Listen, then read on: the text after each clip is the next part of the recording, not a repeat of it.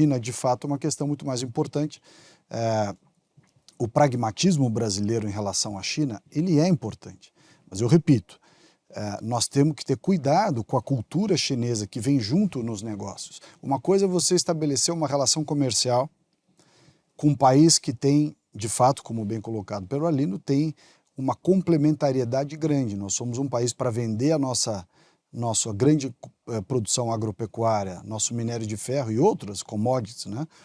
A China é um comprador em potencial insuperável. Quanto a isso, não há dúvida. Mas na medida em que a China vem aqui no Brasil fazer investimentos, infraestrutura, ferrovia, produção de energia elétrica, enfim, os mais diversos setores. Ter a China investindo aqui no Brasil é um risco, porque o chinês não está nem aí para as regras. E nós temos um exemplo aqui no estado de São Paulo. A usina que eles compraram, lá acho que é Porto Primavera, era da CESP, os chineses compraram. Eles não respeitam nada, não respeitam o nível de água para manter o abastecimento hídrico da região, eles não, nada, zero. As eclusas de transporte, eles simplesmente geram até a última gota d'água de energia para gerar faturamento e ponto final. Recebem notificação dos órgãos regulatórios, ignoram. Recebem notificação judicial, ignora. E tem sido assim em vários segmentos. Então, eu acho ruim o Brasil, com relação à China, achar que nós podemos receber no Brasil investimentos chineses, assim como nós recebemos investimentos americanos, suecos, alemães, etc. Porque esses países, se você precisar ter efetivamente um embate institucional, jurídico, até na seara internacional, você tem lastro do lado de lá para fazer cumprir as decisões. O chinês não cumpre, ponto final, ninguém tem coragem de impor nada à China e acabou. E esse próprio reconhecimento da China como economia de mercado, embora fosse uma moeda de troca para ampliar o mercado brasileiro, o comércio, eu acho que a China não é economia de mercado, coisa nenhuma. Lá eles manipulam tudo, eles manipulam o câmbio, eles manipulam a taxa de inflação, eles manipulam tudo. Você tem uma economia que não é transparente. Não é economia de mercado. O Estado chinês está participando de nas relações internacionais, elas são de mercado. Mas o status de economia de mercado, ela não é pela relação internacional. É você ter dentro das suas regras de produção políticas anticoncorrenciais, as políticas antitrust. Lá tem empresa privada, exclusivamente privada. Não, mas a empresa privada lá tem sempre um braço no governo. Não, digo exclusivamente privada. Tem. É minoria. Mas tudo bem, as grandes empresas chinesas são empresas em que o governo chinês é controlador. E eles manipulam absolutamente tudo. Você não tem respeito às regras de propriedade intelectual, manipulação de preço, manipulação de câmbio, dados de inflação. As estatísticas na China não têm nenhuma credibilidade. São estatísticas totalmente forjadas e manipuladas por eles. E não há quem cobre, porque não tem imprensa livre, então ali ficam elas por elas. Então, eu acho que a China não é economia de mercado. Enfim, e por fim, para responder o Renato, a vinda do Trump de volta, ela tem uma conotação muito mais relevante no cenário internacional do que apenas uma discussão comercial. De novo, eu volto aqui a uma questão cultural mundial, uma questão de equilíbrio de poderes, geopolítica. Esse recado do Trump, essa visão dele mais protecionista, em tese, nos atrapalha. Em tese, é ruim para qualquer país que queira exportar para os Estados Unidos. Um país forte como os Estados Unidos se tornar mais protecionista, nos atrapalha. Mas nós também podemos fazer acordos com os Estados Unidos para diminuir o impacto dessa concorrência desleal. Até porque o aumento do protecionismo americano, ele está sendo, dito pelo próprio Trump, ele tem como foco a concorrência desleal chinesa. E desleal justamente pelo que eu acabei de dizer, não sendo economia de mercado, eles manipulam tudo, regras trabalhistas, custo de energia, regras ambientais, ou seja, é um país que é uma caixa preta. E aí ele produz qualquer tipo de produto praticamente a um custo incomparável, porque não respeita nada, nem propriedade intelectual, nem nada. E os Estados Unidos falaram, olha, vamos botar um breque nisso. O Brasil é um país que pode se prejudicar? Pode, mas o Brasil tem condições de fazer um acordo com os Estados Unidos para sair dessa vala comum que está sendo desenhada para a China especificamente.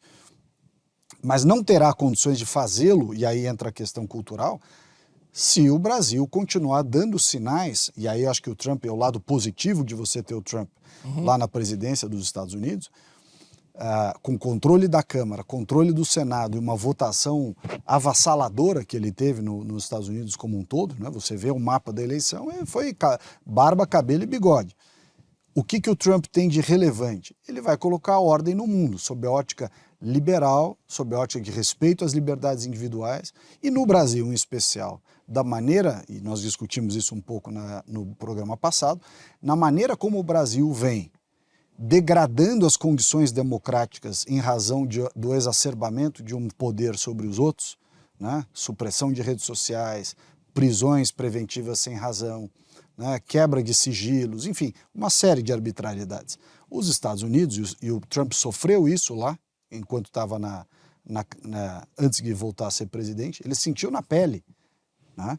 Então, acho que com isso, neste aspecto, o Brasil, se continuar nessa linha, não terá a interlocução importante que deveria ter para não cair na vala comum dos chineses do ponto de vista de protecionismo.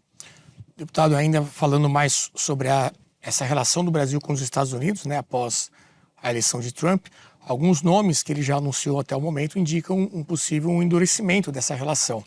Notadamente o secretário de Estado, você falou do Kissinger, agora é o Marco Rubio, que vai assumir essa posição. Já fez muitas críticas ao Brasil, ao presidente e tudo mais. O governo está preocupado com isso? Como é que o senhor vê essa relação com essa mudança de postura que havia em relação ao governo Biden e agora com o Trump assumindo? Também podemos falar dessa questão econômica, o Brasil do PT com os Estados Unidos de Trump. Não, a opinião é minha.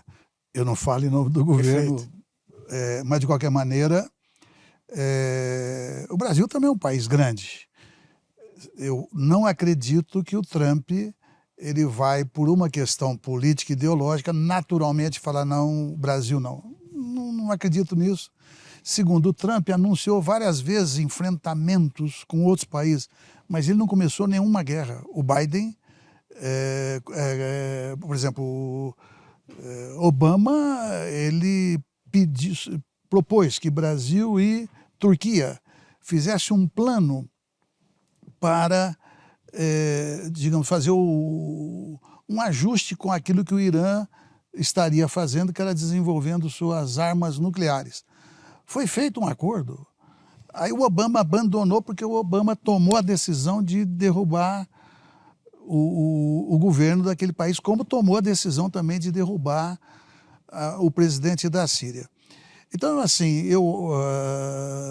os democratas, digamos, eles, se você pegar, inclusive, Clinton, a Hillary Clinton, foram, digamos, muito mais falcões do que pombas na questão internacional. Então, veja, até para a gente pensar, o Milei acabou de recuar, quando ele falou lá atrás, acho que eu já comentei, olha, não negocio com comunistas. Agora ele está se posicionando para fazer negócio com a China. Então, veja, vamos admitir que tudo que o Salles falou, integralmente verdade no que diz a cultura, não respeitar regras que vêm para, enfim, só pegar o louco. Mas a responsabilidade de você fiscalizar é do país. O que eu lamento, então, essa concepção de agência reguladora que, ao invés de regular os setores fortes da economia, eles acabam sendo coniventes, especialmente a ANEEL. Vamos esquecer os chineses, vão pegar a Enel aqui no estado de São Paulo.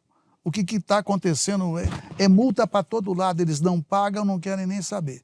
Então, existe uma falha nossa, covardia das instituições nossas. Porque, veja, se alguém vem para usufruir, para azarar o país, nós não podemos permitir, seja qual país for.